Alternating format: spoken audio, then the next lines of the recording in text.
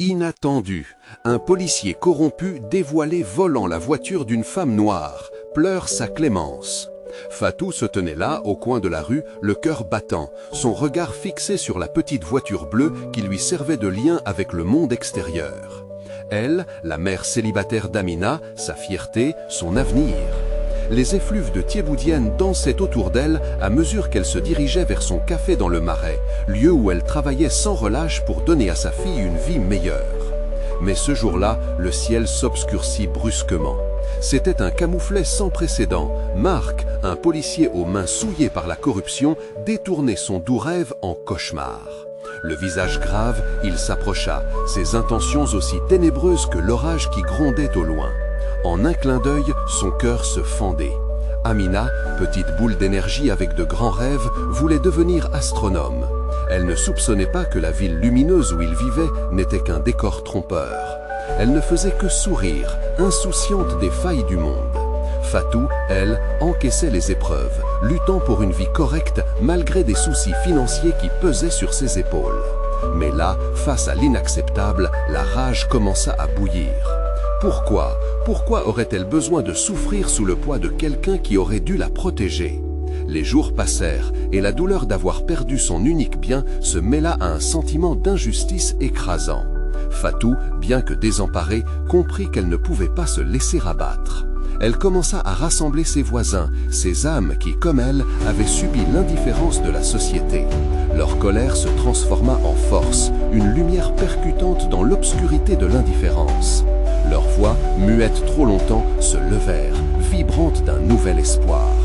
Avant de continuer, je dois vous avertir de quelque chose d'important qui se passe.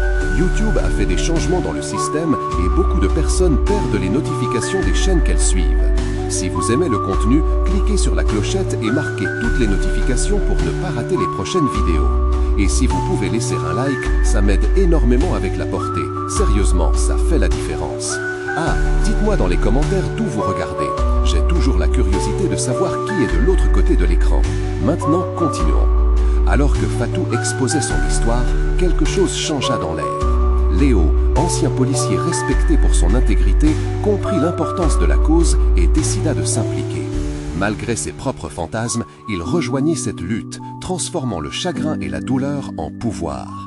La communauté commença à sentir qu'ils n'étaient pas seuls. Leur colère se cristallisait en une détermination commune. Le moment culminant survint lorsqu'elle retrouva Marc. Confrontée à l'homme qui avait volé son monde, Fatou n'était pas prête à reculer. De leurs échanges émergea une interfusion d'expériences. Des flashbacks déchirants envahirent Marc, le fils mal-aimé, le père violent. Et là, Fatou s'ouvrit, dévoilant la douleur de l'immigrante qui a tout sacrifié pour sa fille. Ce face-à-face, ce duel de regards n'était pas simplement un conflit. C'était une rencontre humaine, une danse émotionnelle où chacun commença à voir l'autre sous un nouveau jour. Cette confrontation vibrait avec une question sans réponse. Jusqu'où Fatou pouvait-elle aller pour obtenir justice?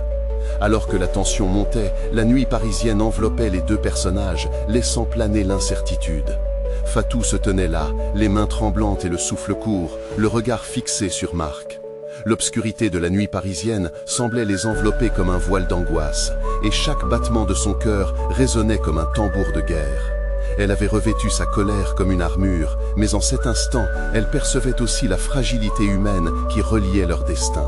« Pourquoi ?» demanda-t-elle, sa voix à peine un murmure, mais chargée de l'énergie d'un raz-de-marée. « Pourquoi avoir piétiné mes rêves? Pourquoi ne pas avoir pensé aux conséquences ?» Marc, le visage marqué par l'inquiétude, semblait perdu dans ses pensées, comme un homme emprisonné dans un passé qu'il avait toujours voulu fuir. Les souvenirs de son enfance souffrante l'étreignaient. Il revit son père, cette ombre menaçante, alors qu'il maltraitait les faibles. L'écho des cris le hantait encore. Un instant, Fatou vit cette cicatrice, ce vide dans le regard de Marc, et une petite voix au fond d'elle se mit à gronder, un duel entre compréhension et colère. Une lumière vacillante s'éteignit dans l'âme de Fatou. Elle n'était pas là pour faire la paix, elle était là pour se battre et récupérer ce qu'il lui avait pris. L'Amina qu'elle voyait chaque matin, se levant avec son sourire éclatant malgré les difficultés, était tout ce à quoi elle aspirait. La voiture n'était qu'un symbole, c'était tout un système qui menaçait de détruire son rêve. « Tu es un homme de loi, Marc », Tu devrais être mon protecteur, pas mon oppresseur. Je ne te demande pas la clémence, je te demande justice. » Ces mots coulaient comme une rivière furieuse, mais la peur se mêlait à la détermination. Comment pourrait-elle y parvenir? Quelle forme revêtait la justice dans un monde aussi déformé? Alors qu'un murmure parcourait les spectateurs, mobilisés par cette confrontation chargée d'émotions, Fatou se tenait droite, comme une guerrière sur le champ de bataille. Le soutien des voisins, des étrangers devenus familiers, l'emplissait d'une force nouvelle. Un sentiment de solidarité émergeait, comme une vague prête à engloutir l'injustice. Les silhouettes d'hommes et de femmes se découpaient dans la nuit, fixant chaque geste, chaque mot échangé avec un intérêt palpable. Leurs visages révélaient l'angoisse, la compréhension, mais aussi l'espoir. Dans cet instant explosif, Fatou savait qu'elle n'était plus seule. Son histoire était devenue la leur, son combat, leur combat. Marc, assailli par cette réalité brute, commença à vaciller. Le poids de son acte le rattrapait. Fatou pouvait le voir, ce serpent de culpabilité qui l'enserrait. Mais jusqu'où pourrait-elle l'emporter? L'humanité de chacun commençait à se dévoiler dans cette danse imprévisible de la douleur et de l'espoir. « Que dois-je faire ?» finit-il par murmurer, presque désespéré. Pour la première fois, dans son regard troublé, elle perçut une lueur de doute, une volonté de réparer. « Reconnaître tes erreurs. Écoute notre histoire et fais-en une lumière pour changer ce système, » répondit-elle, son cœur battant au rythme de l'espoir renaissant. Et alors, dans cette rue parisienne où les rêves semblaient si loin, une question se posait, lourde de promesses. Qu'allait-il faire de cette seconde chance? À cet instant même, une nouvelle porte se dessina, celle d'un choix. La nuit ne serait pas la fin, mais le début d'une lutte acharnée pour rêver à nouveau. Le moment était là, une nouvelle opportunité se profilait à l'horizon, mais Fatou pouvait-elle réellement lui faire confiance? Fatou se tenait toujours face à Marc, son cœur battant à l'unisson avec l'énergie électrique qui flottait dans l'air. Le silence s'était épaissi, devenu presque palpable, comme si le monde autour d'eux retenait son souffle. Les murmures des témoins se transformaient en un brouhaha indistinct, un écho lointain au-delà de la tempête qui faisait rage en elle. « Je vais écouter », finit par articuler Marc, d'une voix tremblante, presque inaudible. Ces mots étaient chargés d'une intensité inattendue, et un frisson parcourut le corps de Fatou. Elle n'avait pas besoin qu'il lui promette de l'aider, elle avait besoin qu'il comprenne ce qu'il venait de détruire. Les souvenirs de sa propre enfance lui revinrent, des jours passés à rêver de voyage, d'un avenir où elle serait libre et heureuse. Leur destin s'entremêlait d'une manière troublante. Peut-être que, tout comme elle, Marc avait aussi des rêves assoupis dans le fond de son âme. Mais là où son désir de justice pouvait créer des ponts, le sentiment de culpabilité de Marc semblait ériger des murs. « As-tu déjà pensé à ce que je dois supporter tous les jours ?» demanda-t-elle, la voix vibrante de colère et d'émotion. « Chaque regard que je croise, chaque jugement silencieux, je ne suis plus qu'une simple victime. Je suis une mère, une voisine, quelqu'un qui mérite d'être respecté. » Marc, les bras ballants, se tenait là, incapable de blesser davantage cette femme qui se tenait devant lui. Il avait l'impression que les souvenirs de chaque vie brisée par son inaction revenaient le hanter. Un à un, les visages de ceux qu'il avait négligés apparaissaient dans son esprit. Des hommes, des femmes, des enfants. Tous n'avaient jamais eu de seconde chance. Il regarda au loin, vers les silhouettes rassemblées, leurs yeux pleins de questionnement, de curiosité. Pour la première fois, il avait l'impression que plus que sa propre vie, son rôle en tant qu'agent de la loi était en jeu. Le système qu'il avait servi aveuglément lui apparaissait maintenant comme un monstre, engendrant des souffrances au nom d'une prétendue justice. « Je vais faire ce qu'il faut, Fatou, je vais porter ta voix, je promets de me battre », murmura-t-il, ému. Ces mots, loin d'être des promesses inutiles, résonnaient avec un air de révérence, comme s'il réalisait enfin la gravité de son rôle dans cette histoire.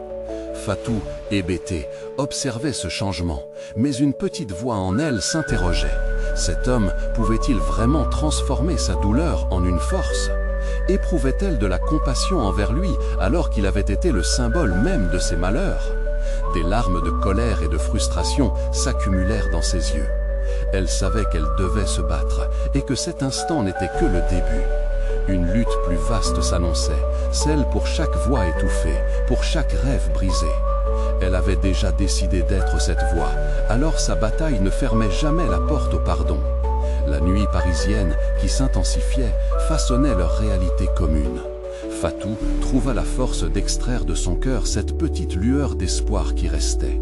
Elle souhaitait croire que Marc pouvait réellement être le changement qu'elle espérait. « Alors montre-moi, sois l'homme que tu devrais être, transforme cette blessure en justice », s'exclama-t-elle, le regard déterminé. Et alors qu'elle prononçait ces mots, la foule s'approcha, et Fatou sut qu'elle devait être prête à se battre pour eux tous, pour chaque femme, chaque homme, chaque enfant qui avait tourné en rond dans les méandres d'une injustice grandissante. Mais la vraie question demeurait, Marc pouvait-il vraiment briser ses chaînes et se libérer des ténèbres de son passé pour éclairer l'avenir de Fatou et des siens? La réponse se dessinait à l'horizon, mais le chemin à parcourir ne serait pas sans embûches. Fatou sentit son cœur s'emballer, une promesse et une menace dans les mots de Marc. Elle savait que les mots ne suffisaient pas, elle voulait les actes, le changement palpable. La foule, qui avait un instant retenu son souffle, commença à murmurer des phrases inachevées. L'énergie dans l'air était plus qu'une promesse, elle était aussi source de tension. Fatou se retourna pour faire face à cette masse d'inconnus, des visages qui étaient des reflets de ses propres angoisses et espoirs. « Qui êtes-vous pour parler de justice ?» cria une voix dans la foule. Les murmures d'accord se levèrent en écho, et Fatou sentit un frisson glacial lui parcourir l'échine. Oui, qui était-il réellement? Marc regarda autour de lui, assailli par la voix collective de ceux qui, comme Fatou, avaient désespérément besoin d'être entendus. Frappé par la résonance de cette question, il balbutia maladroitement. « Je suis un homme comme les autres, mais... » Elle ne voulait pas de demi-mesure. « Non, ce n'est pas suffisant », s'écria-t-elle, sa voix tranchante comme un rasoir. Chaque mot était chargé de confiance et de colère. « Vous n'êtes pas comme les autres. Vous avez le pouvoir de changer les choses. Utilisez-le. » Les larmes aux yeux, Fatou ressentait l'urgence. Le monde n'attendait pas. Elle se tenait là, animée par une force nouvelle, comme une lionne prête à défendre sa portée. Mais dans cette ferveur, une part d'elle restait méfiante. Les promesses étaient des voiles faciles à déchirer, particulièrement quand c'étaient ces douleurs qui dévalaient le chemin de celui qu'elle appelait à agir. « Que voulez-vous que je fasse ?» demanda Marc, la voix chargée d'une désespérance à peine voilée. Il était à la croisée des chemins, face à ses propres démons. Était-il trop grand pour lui? La peur dans sa voix était palpable, une fissure dans son armure de policier. « Apprenez à voir, ouvrez les yeux sur les injustices qui vous entourent » lança-t-elle avec ferveur. « Armez-vous des histoires de ceux que vous avez négligés. Chaque regard que vous croisez pourrait être l'histoire d'une vie, d'un rêve étouffé. Soyez leur voix. » Le silence retomba sur la foule. Chacun d'eux, avide de changement, retenait son souffle, attendant une réaction, une résolution, quelque chose qui pourrait donner un sens à leur désespoir. Leurs regards étaient rivés sur Marc, qui semblait peser le poids de ses mots. Était-il prêt à abandonner ses certitudes pour embrasser la confusion de ce nouvel appel à l'action? Un jeune homme, au premier rang, se mit à prendre la parole. « Tu peux le faire !» cria-t-il. « Ne laisse pas passer cette chance, Marc !» Ses épaules s'étaient redressées, la détermination du jeune homme était inspirante, un appel à rejoindre la lutte. Fatou, voyant cette solidarité grandissante, comprit que pour chaque pas qu'elle voulait faire, elle avait la force d'une communauté derrière elle. Elle inspira profondément. Elle avait besoin de croire que même un homme comme Marc, si plein de doutes, pouvait devenir cette voix, ce porteur de lumière dans l'obscurité. Réponds à cet appel, Marc, ne reste pas prisonnier de ton passé. Chaque pas que tu feras avec nous est un pas vers la rédemption, implora Fatou, en lui lançant un regard chargé d'espoir. Le regard de Marc se leva lentement vers elle, une décision se formulant dans son esprit. Un regard qui disait qu'il était temps, pour lui comme pour Fatou, de briser cette spirale de silence. Mais alors qu'il semblait enfin prêt à parler, un bruit sourd retentit, brisant la magie de ce moment. Un cri, un appel à l'aide. La nuit parisienne n'était pas encore finie de dévoiler ses ténèbres. Qui était vraiment en danger maintenant? Et ce cri était-il celui de la rédemption ou du désespoir? Fatou cligna des yeux, son cœur battant à tout rompre. Ce cri qui avait rompu l'instant magique était comme un coup de tonnerre dans son âme. Quelque chose dans l'air vibrait d'un danger palpable, une promesse de chaos. Elle scruta la foule et son regard s'immobilisa sur Marc. Les visages autour d'eux se tournaient, la tension palpable tandis que chacun se demandait d'où venait l'appel désespéré. Marc, le visage blême, fit un pas en avant, sa stature de policier lui conférant une autorité vacillante. L'adrénaline se mélangeait à l'angoisse dans son regard, alors qu'il tentait de percevoir la direction d'où venait le cri. Tout à coup, une silhouette émergea, courant dans leur direction, ses bras levés, le visage déformé par la peur. C'était une femme, les cheveux ébouriffés, le regard égaré. « Il m'a volé ma voiture !» hurla-t-elle, sa voix tranchée par la douleur. « Il a menacé mes enfants !» La foule se rapprocha, certains murmurant, d'autres chuchotant des promesses de justice. Fatou, prise dans ce tourbillon d'émotions, sentit la colère grimper en elle. Comment une personne pouvait-elle utiliser une position de pouvoir pour terroriser une mère? « C'est inadmissible !» cria-t-elle, sa voix se mêlant à celle de la femme. Marc hésita, les mots de Fatou résonnant comme une cloche dans son esprit. Il était là pour servir et protéger, mais se retrouvait confronté à un problème qui défiait son image de dévouement. À cet instant, il comprit que le regard de cette femme, tout comme celui de Fatou, n'attendait pas un homme de loi, mais un homme de cœur. « Calmez-vous, madame » tenta-t-il de sa voix la plus rassurante, mais son ton tremblait. Les murmures se renforcèrent, de plus en plus forts, affirmant la solidarité avec la victime. « Pourquoi devrais-je me calmer? Il a volé ma voiture juste devant mes enfants !» répondit-elle, les larmes aux yeux, sa détresse résonnant comme un écho dans la mémoire de Fatou, qui se souvint des minutes perdues de sa propre vie. Fatou, sentant la puissance de la colère collective, se faufila jusqu'à Marc. Elle ne pouvait pas lui laisser cette occasion de changer. « Tu sais que tu as le pouvoir de faire quelque chose, Marc. Réveille-toi, qu'est-ce que tu attends ?» Marc, redescendant du tournis de ses pensées, observa le regard de Fatou. Son cœur était prisonnier d'un dilemme, choisir entre ses anciennes certitudes et le nouveau monde qu'elle lui offrait. Il ferma les yeux un instant, se rappelant de lui-même, de qui il voulait être, de la justice qu'il avait toujours désirée. Et comme un orage soudain, il éclata. « Si quelqu'un parmi vous a vu ce qui s'est passé, faites-le nous savoir !» s'écria-t-il, sa voix résonnant dans la nuit. « Je veux des témoins. Je veux savoir qui a été témoin de cette injustice et j'irai jusqu'au bout pour le réparer. » La foule, revitalisée par son appel, commença à murmurer des témoignages. Les mots se moulèrent entre échos et rires désespérés alors que chacun racontait ce qu'il avait perçu. Fatou sourit, voyant cette flamme se raviver. Marc s'agenouilla devant la femme, humilité et détermination présentes dans ses yeux.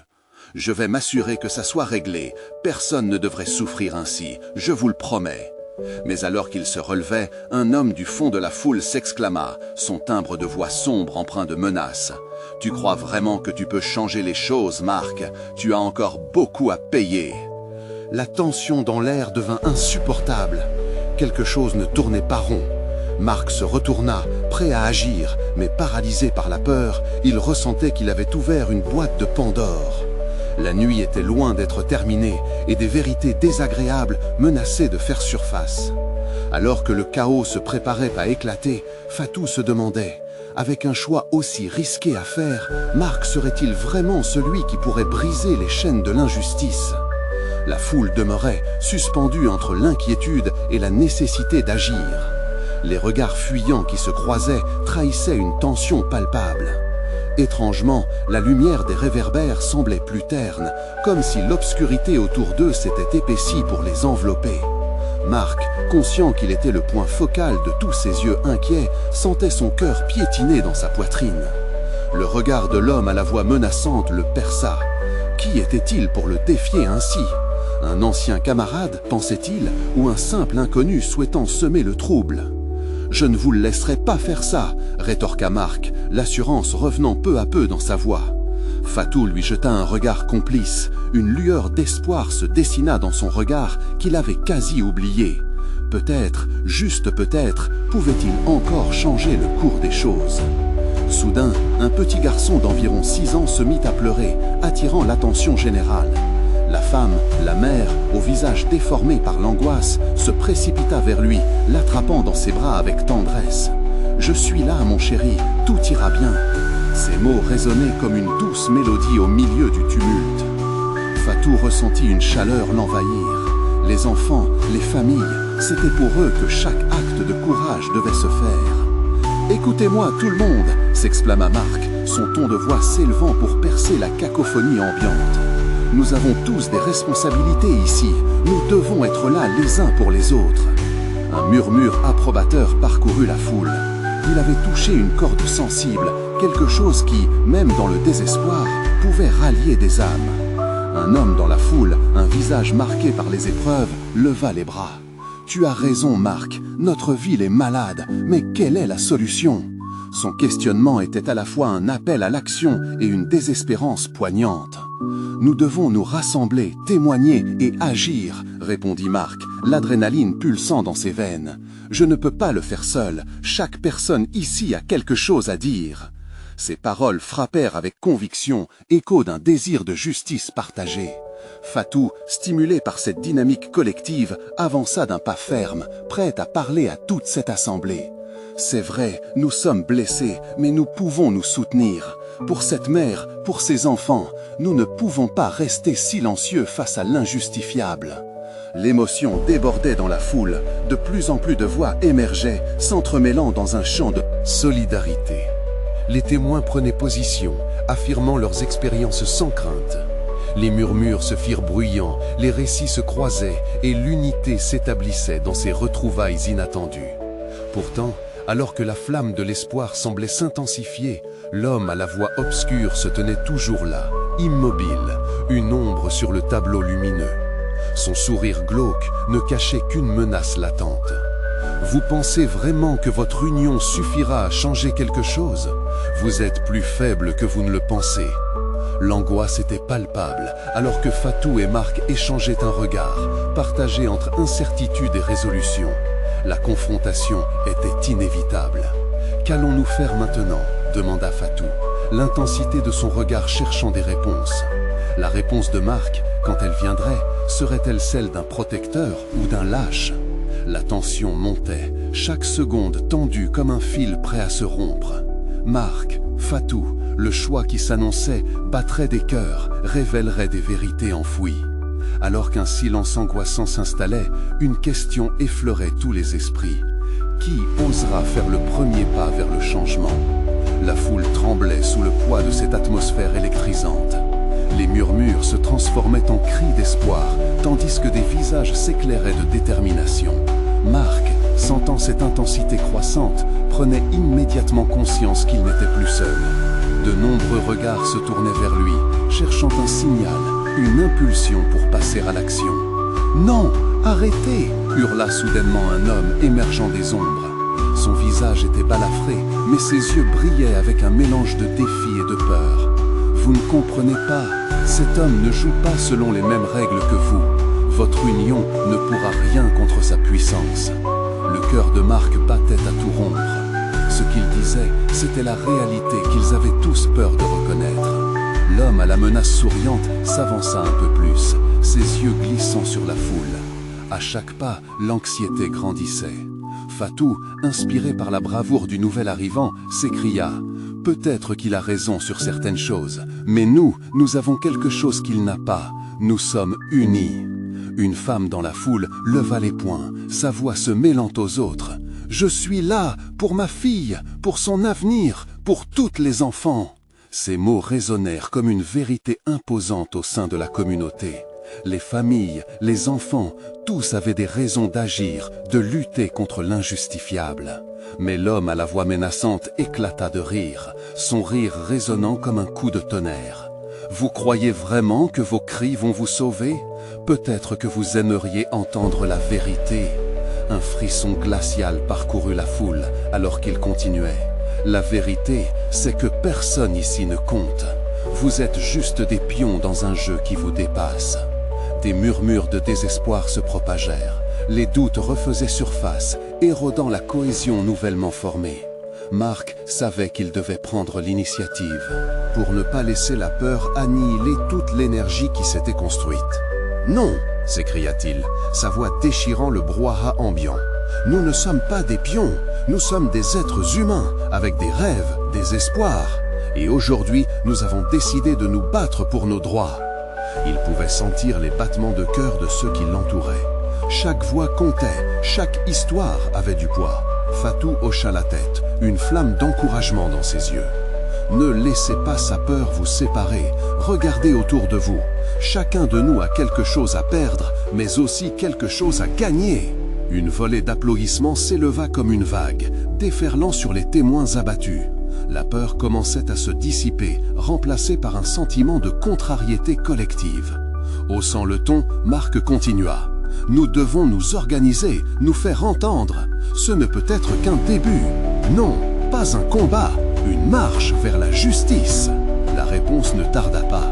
Des cris de « Nous sommes ensemble » et « Non à l'injustice » retentirent dans la nuit. La foule, animée par une force inouïe, se tenait désormais comme une barrière de courage face à l'oppression. Mais au-delà de cet élan d'unité, une ombre se dessinait. L'homme menaçant, bien que manifestement débordé, ne semblait pas vouloir reculer. Il dévisagea Marc avec une intensité glaciale. « Croyez-vous vraiment que ceci soit suffisant ? Ce que vous appelez unité peut se retourner contre vous. » Marc savait que la confrontation approchait à grands pas, et les mots qu'il prononcerait maintenant étaient cruciaux. « Prenons notre destin en main », annonça-t-il, le souffle court. La vérité était que la bataille ne faisait que commencer, et les sacrifices qui viendraient pourraient les marquer à jamais. Qui, parmi eux, oserait franchir la ligne ? Le vent soufflait, faisant frémir les feuilles, soudainement chargées d'une tension palpable. Le moment venait de changer. Alors que les visages se tournaient vers l'inconnu, une question résonnait avec une intensité désespérée. Qui osera faire face à cette tempête qui approche ? La tension dans l'air était palpable, comme un orage imminent. Marc observait les visages autour de lui, des yeux empreints à la fois de peur et de détermination. La voix de l'homme menaçant résonnait encore dans sa tête, mais maintenant elle semblait faible face à l'unité qui se formait. La foule s'était rapprochée, soudée par une ferveur renouvelée. Soudain, un bruit sourd retentit. Un coup de feu. Les cris s'arrêtèrent net. Une femme s'écroula, sa silhouette vacillante laissant un frisson glacial traverser la foule. Les regards se portèrent sur la source du bruit, un policier au visage ferme, son arme fumante à la main. La rage monta d'un seul coup parmi les manifestants, mais Marc savait que céder à la peur ne les mènerait nulle part. Fatou se leva, son visage révélant une courage profonde malgré les circonstances terrifiantes. « Ne laisse pas la peur nous dominer !» cria-t-elle, sa voix claire perçant le silence. « Nous ne pouvons pas reculer maintenant !» Ces mots résonnèrent dans le cœur de chacun.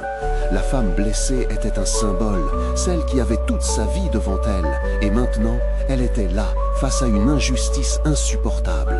Un homme du fond de la foule s'avança, ses bras levés en signe de cesser le feu. « Nous ne sommes pas des ennemis, nous cherchons seulement notre droit à la justice. » Marc se tourna vers le policier. « Pourquoi avez-vous tiré ?»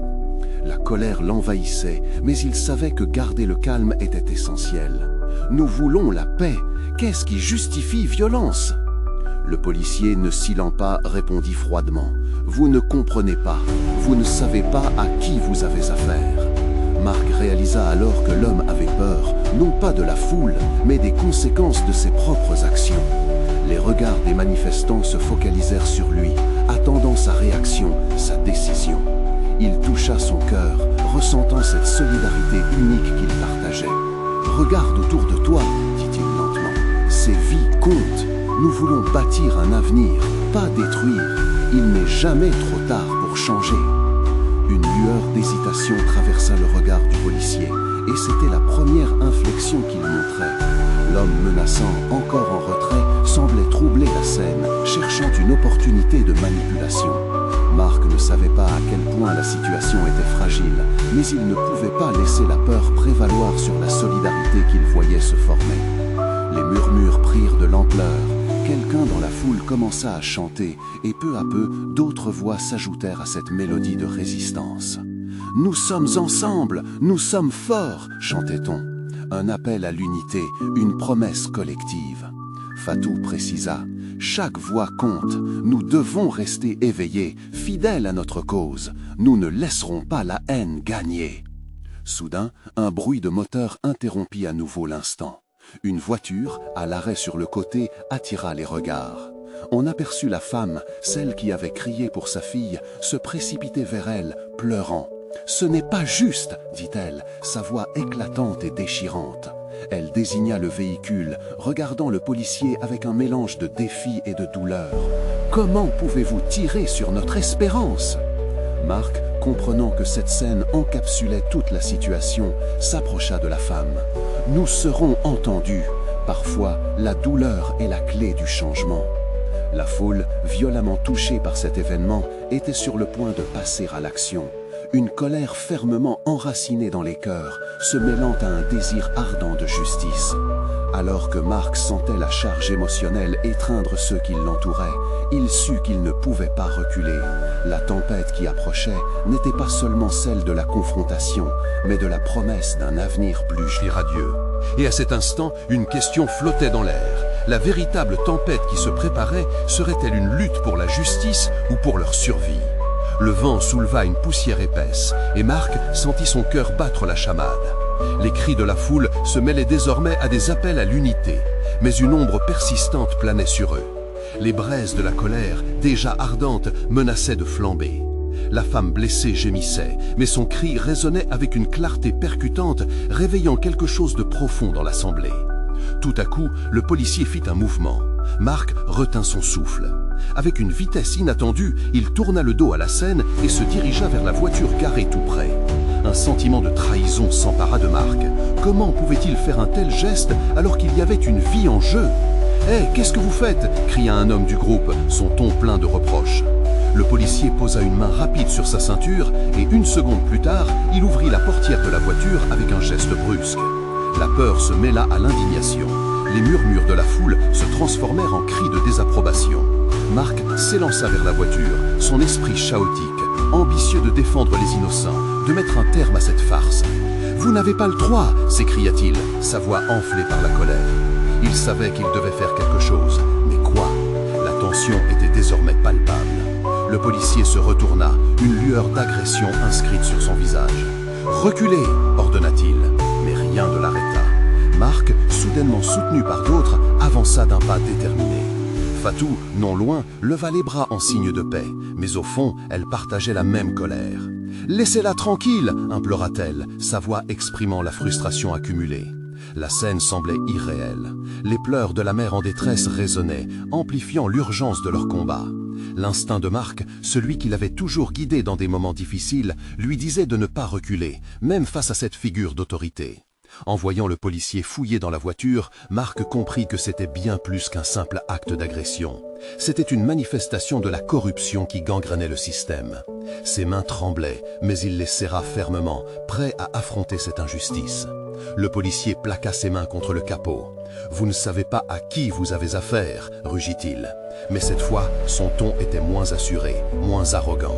Marc l'entendit, tout en réalisant que ce n'était pas seulement leur combat, mais leur humanité qui était en jeu. Un chuchotement de compassion se mit à circuler parmi les manifestants. Les visages tournaient vers Marc, en quête de courage, en quête de force. La colère se transformait lentement en quelque chose de plus puissant. « Ensemble, nous sommes invincibles !» s'écria Marc, sentant que chaque mot était un appel. Fatou, dans un élan de solidarité, se tourna vers la foule. « Regardez-nous, nous sommes des dizaines, des centaines. Unis, rien ne peut nous arrêter. » Soudain, la voiture sembla résonner avec une certaine dignité, comme si elle était le témoin silencieux de toutes les injustices qu'ils avaient subies. Les cris de la foule se multiplièrent, se transformant en un chant profond, un hymne à la résistance, un souffle d'espoir contre la peur. La tension atteignait son paroxysme, et à ce moment précis, chacun comprit qu'il ne s'agissait pas seulement d'un affrontement avec la police. C'était le cœur d'une lutte qui résonnait à travers les âges, une nécessité désespérée de changement. Marc fixa le policier et, dans son regard, il vit la fragilité de l'homme derrière l'uniforme.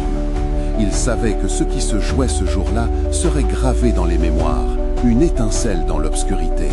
La question qui restait était, serait-il capable de transformer ce moment de chaos en quelque chose de beau, de puissant?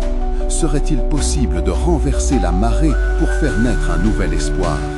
Un silence s'installa, uniquement interrompu par le souffle homogène de la foule, prête à agir. La tempête s'annonçait, mais pour quel avenir? Fatou se tenait là, au cœur de cette tornade d'émotions, son regard se posant tour à tour sur la femme blessée, sur Marc, puis sur la foule qui les entourait. Une vague de solidarité vibrait dans l'air.